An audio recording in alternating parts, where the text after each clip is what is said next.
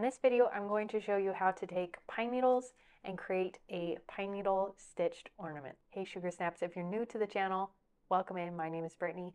On Textile Indie, we're doing a Vlogmas series right now where I'm sharing a tutorial or project that is holiday themed or related, and today's is using the pine needle basketry techniques demonstrated here to create Christmas ornaments or holiday ornaments. This, I've used a wood round. This is a piece of maple wood round that I cut and then wood burned with a wood burning tool to create this snowflake design. You can use alternate materials for the centerpiece. You could use leather with holes punched into it. You could use a piece of shell and work around the piece of shell. There are lots of options for this centerpiece. I'm going to go over briefly how I created this, and then we'll dive into the techniques of how to do the pine needle basketry stitching. To make this little pine needle ornament, I am going to use a wood round. You can find wood pieces at the craft store pre-cut if you want to start with that, or this is one that I cut from a maple branch and then I drilled holes in it. You'll want to drill holes about 1/4 inch apart around the perimeter for your stitching holes. And then this guy, I wood burned this little snowflake on the side. You can do this with marker, put a little design on the wood round if you want with a permanent marker, or even paint if you want to paint it. I chose not to do the back side, but you can do the back side as well if you would like.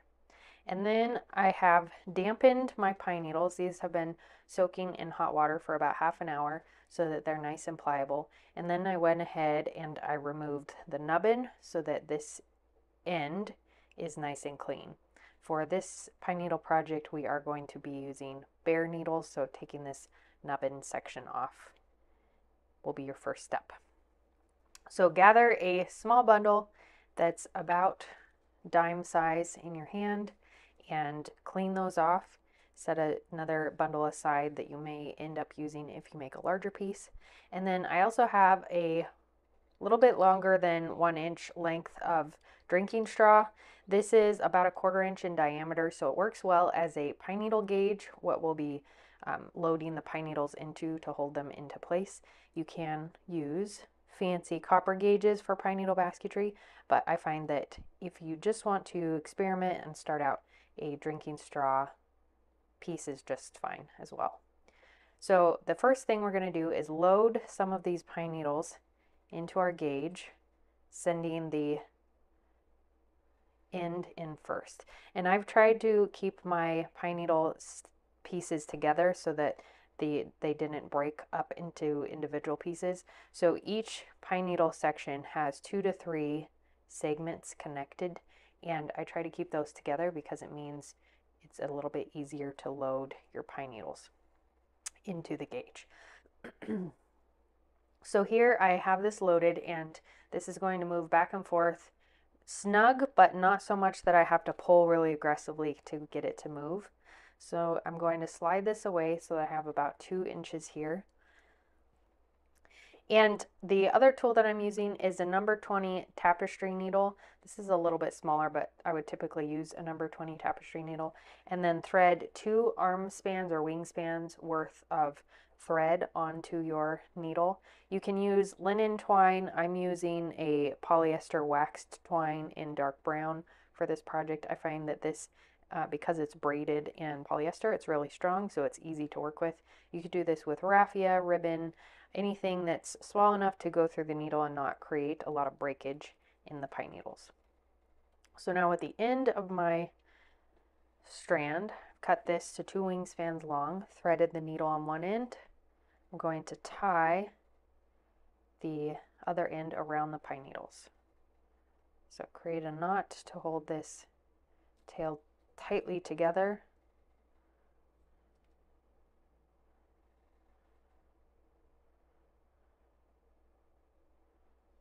Like so. And then the short strand you can put along the length of the pine needles so that this will get hidden.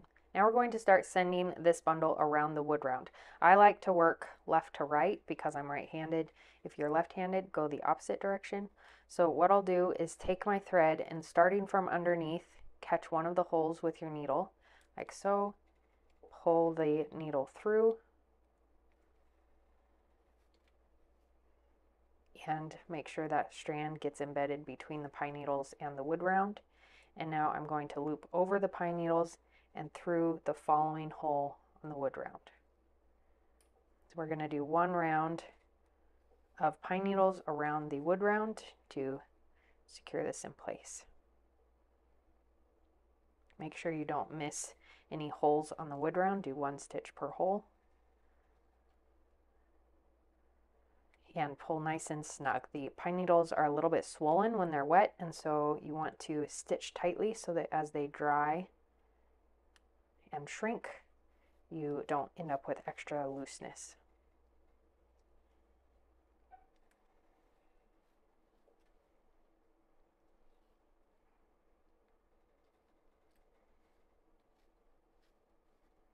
Okay, so I'm a few stitches in around my wood round here, and I'm feeling that this is becoming, the gauge is becoming kind of loose. So I'm going to come in and add some more pine needles to the center of the bundle. So if you kind of tuck these in to the center there, and then slide the gauge up, I'm going to tuck 1 more here. And now from here on out, every 1 to 2 stitches, I'm going to check my gauge and get into the rhythm of loading 1 to 2 pieces every 1 to 2 stitches. To try to make sure that I don't run out of length. You can position your stitches so that they go at an angle or straight up and down.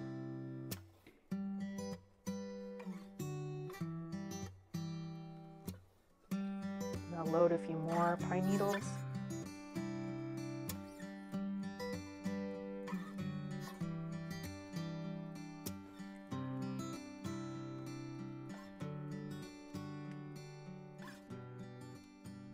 Once you've come to the beginning where your pine needles start, we're going to cut these so that they're at a taper. So angle cut the tips off so that you end up with a taper that we can then cover with the pine needle bundle that we're working with. So I'll tuck these in and go over it with my new piece. Now we're going to be stitching into a previous stitch.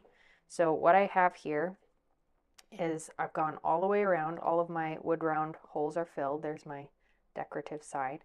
I'm working bottom to top, or wrong side to right side.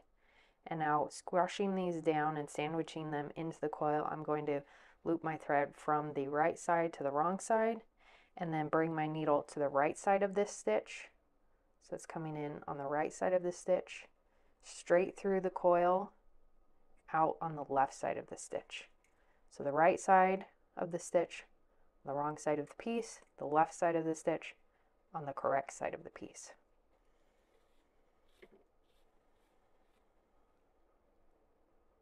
Pull nice and snug, bring your thread over again towards the wrong side, catch a stitch on the right side of the stitch, through to the left side, and then go quite all the way through to the left side. And I'm trying to kind of split this coil in half so that I'm going halfway through the bundle of pine needles, catching quite a few pine needles in my stitch there.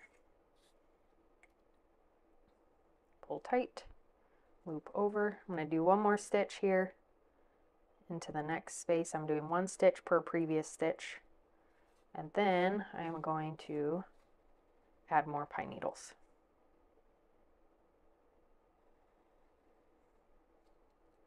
You can see I'm running to the end of quite a lot of these here, so I'm going to refill this significantly to incorporate new lengths. And now these are tapered, so they're going to end at different places, which will allow me to load and keep it full as I go. Okay, so keep stitching from the right side of the stitch to the left side of the stitch, straight through your pine needle bundle or your previous row of pine needles until you've gone all the way around, and it should start to look like this.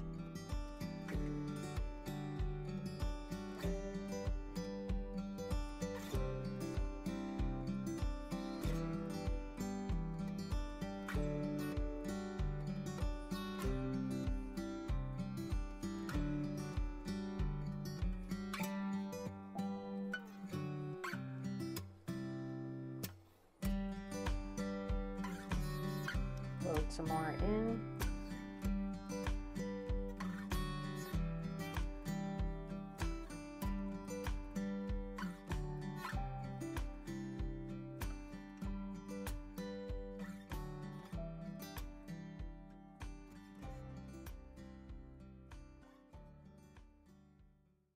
Before I show you the V-stitch, I wanted to mention that in January, I'm doing a daily challenge where I'm covering how to develop a creative practice in your daily routine. So we'll go over working on some of our works in progress while also talking about creating a daily practice to incorporate into your routine throughout the new year and beyond. Sign up for our email update list using the link in the description or the QR code to get notified when those videos go out. And also, we're going to be having a corresponding ebook that goes along with the challenge. So a book going through the process of developing your own creative practice. So join the email, and as soon as that's ready to go, we will email it out to you. I'm doing an extra stitch in this space right here where there isn't a stitch because there's a wide space and I don't want them to be quite that far in distance. So I'm going to do another round here of stitches. So here's my piece so far. I have this first row and then the second row, and I've met where I started right here. Now I'm going to start doing a double stitch.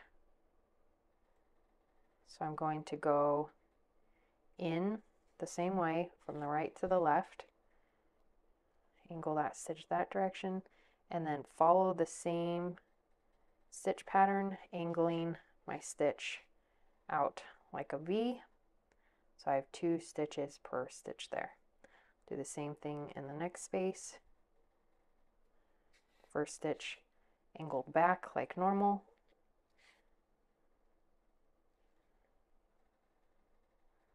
This, and then the second stitch through the same space angled forward.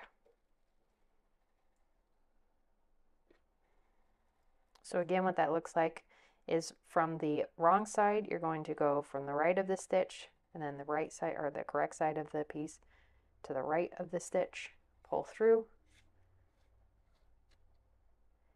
and then bring your thread over again, go through that same hole, right to left, this time bringing the second leg of the same stitch, or it's from the same space, over just a bit, so that from the wrong side you've created this little V.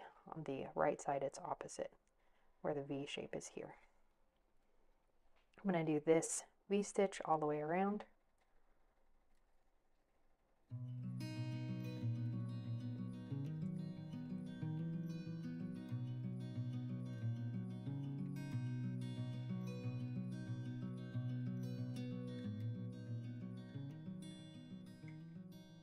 Once you have one time around with the V-stitches, you can decide whether you're going to do more rounds or if this ornament is about the size that you would like. So here I'm going to start tapering off my pieces. I'm going to load just one more time, but at this point I've come back to where I started the initial round of pine needles. So I'm going to start wrapping this bundle with the thread that I'm stitching with. And I'm going to wrap these so that the wraps cover up the pine needles just a bit. And I'm going for about 2 inches here.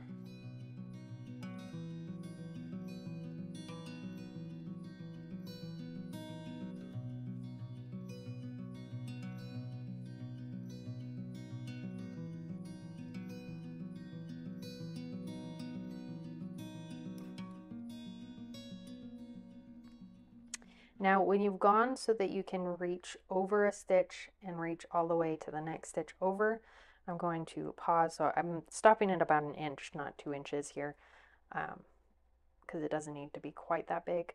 So here, rather than going into this stitch, which is where my thread naturally lands, I'm going to go into the second leg of this first stitch. So in on the right, out on the left, as usual.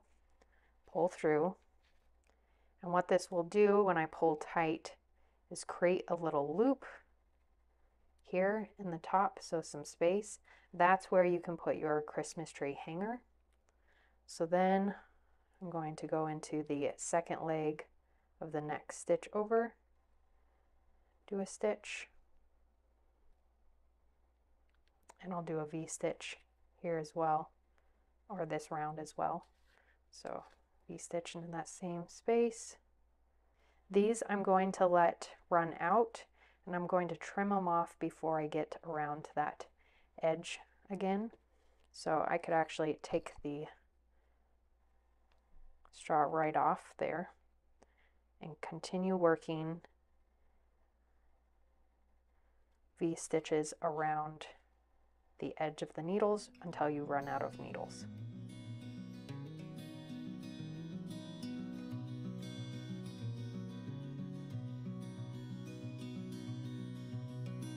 I'm going to trim down some of these that are sticking out on the back.